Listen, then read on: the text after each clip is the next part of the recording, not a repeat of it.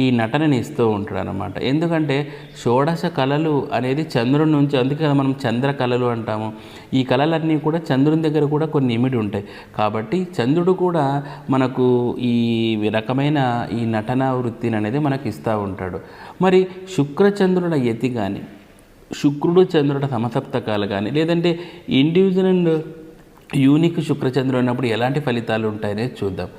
For example చూడండి, నేను ఇందాకే చెప్పాను పంచమస్థాన శుక్రుడు అని. ఎందుకు పంచమస్థాన శుక్రుడు అంటే, పంచమస్థానం అంటే క్రియేటివిటీ. అంటే వాళ్ళు నటులుగా ఉన్నప్పుడు వాళ్ళ క్రియేటివిటీ క్రియేట్ చేస్తారు కదండి ఆ నటనని.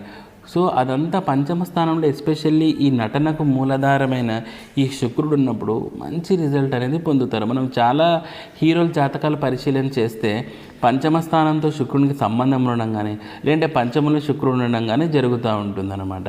అట్ ది సేమ్ టైం చంద్రుడు కూడా ఇలాంటి లక్షణాలనే కలిగి ఉంటాడు. కానీ శుక్రచంద్రులు ఇట్లాంటి